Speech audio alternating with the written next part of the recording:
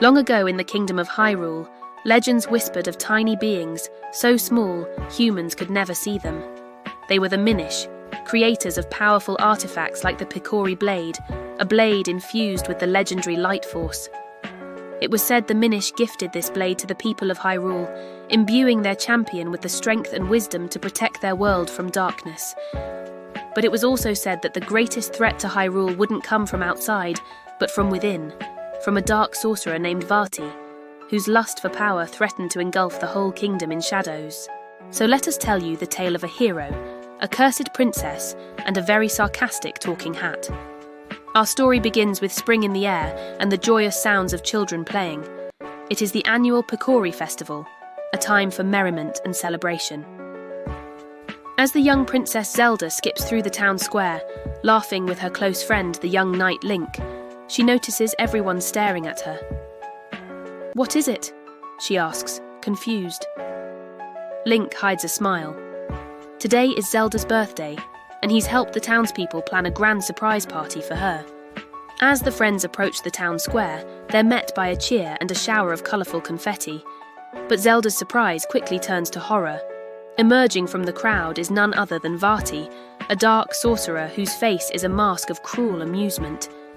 He raises his staff, shattering the nearby Picori statue and unleashing a horde of grotesque monsters upon the crowd. People flee in terror as goblins armed with wicked clubs and grotesque creatures with gnashing teeth and eyes like burning coals charge forward, wreaking havoc and stealing the life force of the townspeople. Link immediately draws his sword and charges into the fray, cutting down monster after monster as he desperately tries to reach Zelda. But there are just too many of them.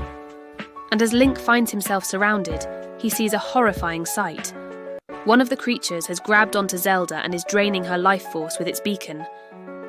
Just as the creature is about to deliver a fatal blow, Link leaps in front of Zelda, knocking the creature away. With a surge of determination, Link runs toward the castle, Zelda close behind him. They must get to the Temple of the Winds, the only place safe from Vati's magic. But Vati is waiting for them. He blocks their path, his eyes blazing with dark power. "I am the great mage, Vati," he booms, his voice echoing with sinister power. "And you stand in my way." Sensing the pure magical energy radiating from Zelda, Vati realizes she is the key to unlocking the ultimate power of the dark interlopers. With a cruel smile, he hurls a bolt of dark magic at her. But before it can touch her, a brilliant flash of light erupts from Link, enveloping Zelda in a protective shield. Astonished by this sudden display of power, both Vati and Zelda turn to Link, who stands before her, transformed into a magnificent golden warrior. Meanwhile, deep within the forest, a mysterious talking hat lies dormant under a nearby tree. Unbeknownst to all, the hat stirs, sensing the disturbance in the flow of magic caused by Link's heroic defense of Zelda. Curious and slightly annoyed, the hat decides to investigate. And as it makes its way towards the village, a single word escapes its stitched lips. Stupid. As the battle rages between Link and Vati, the dark sorcerer proves to be a formidable opponent, wielding dark magic with precision and power. Despite being vastly stronger than before, Link finds himself struggling against Vati's relentless attacks. Just when it seems Link may fall, a brilliant light envelops him, transforming him back into his original form. Stunned by this sudden change, Link looks up to see the talking hat hovering above him.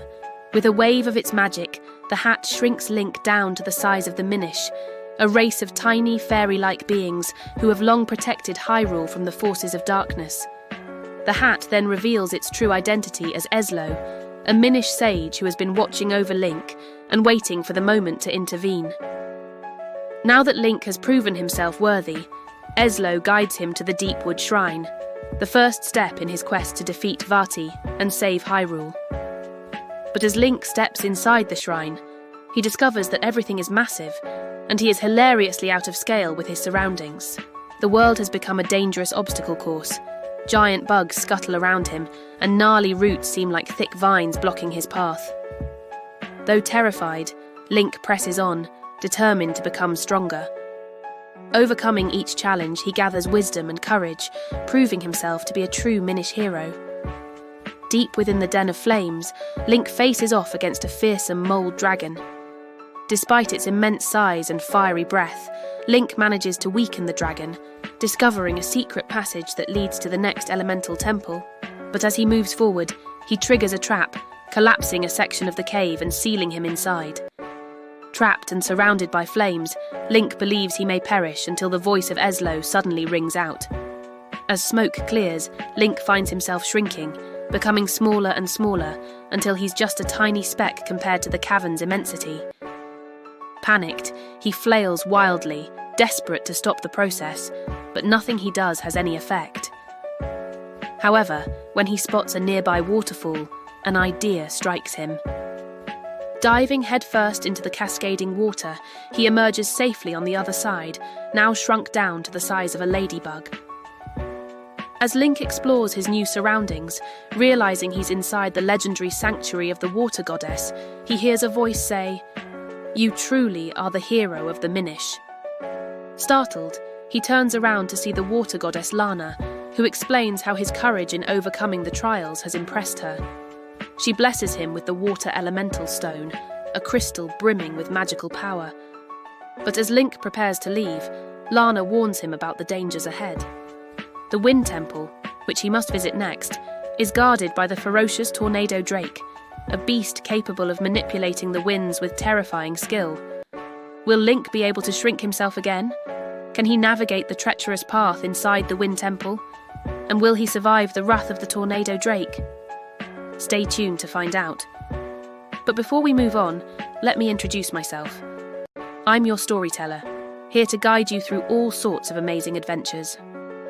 Now, did you know that for the price of 1 cup of coffee per month, you can help support this channel directly and gain access to exclusive perks like early access, ad-free videos, and even behind-the-scenes content? Don't worry, if you can't join us right now, that's okay. You can always change your mind later. Either way, thank you so much for your incredible support. Now let's get back to the story. After obtaining the water elemental stone, Link sets out for the final trial, the Wind Temple. But the entrance remains sealed, requiring him to shrink yet again. With some hesitation, Link steps into the swirling vortex. He emerges on the other side, transformed once more into a tiny adventurer. From there, he journeys across a perilous landscape where towering grass blades resemble colossal trees and pebbles become insurmountable boulders. But his biggest challenge awaits: the fearsome Tornado Drake, a creature of pure wind energy guarding the final elemental stone. Despite its overwhelming power, Link perseveres, using his wits and newfound skills to evade the creature's attacks. Finally, he reaches the summit of the temple, where the wind elemental stone rests. But Link's adventure is far from over. To repair the shattered Picori blade, he must now gather the 4 elemental stones: earth, fire, water, and wind. His quest takes him to the heart of a volcano where he confronts Mulgera, a molten monstrosity fused from the essences of fire and magic. Battling Mulgera, Link discovers the earth elemental stone. Finally, with all 4 stones in hand, Link feels their combined power coursing through him. And with a burst of magical energy, the Picori blade reforms in his hands, now split into 4 identical swords. And when Vati attempts to siphon Zelda's power, Link throws his 4 swords skyward. They split into 16 copies, symbolising Link's courage multiplied, and storm Hyrule Castle. The battle with Vati is epic, but Link prevails, breaking Vati's staff and banishing him. Freeing Zelda from her stony prison, peace returns to Hyrule. The Minish reappear, their gratitude evident as they restore Link's and Zelda's memories of the journey. And Eslo, though initially reluctant, warms up to Link, accepting him as a friend. As for Vati, he vows revenge, setting the stage for their inevitable rematch. With the return of balance to Hyrule, the legend of the hero of the Minish echoes through the ages, inspiring hope and courage for generations to come. Many years later, on another spring morning, the people of Hyrule gather for the Picori festival. Zelda skips through the crowd, laughing, while Link, now a seasoned hero, stands a little apart, lost in thought. As the festival reaches its peak, the Minish appear, dancing in the sunlight. Suddenly, a familiar hat flies down from the sky, landing on Link's head. With a mischievous grin, the Minish vanish, leaving Link and the others to enjoy the rest of the festival together. And that, dear viewers, brings us to the end of this tale. If you enjoyed this storytelling and want to see more adventures brought to life, don't forget to show your support. Until next time, farewell.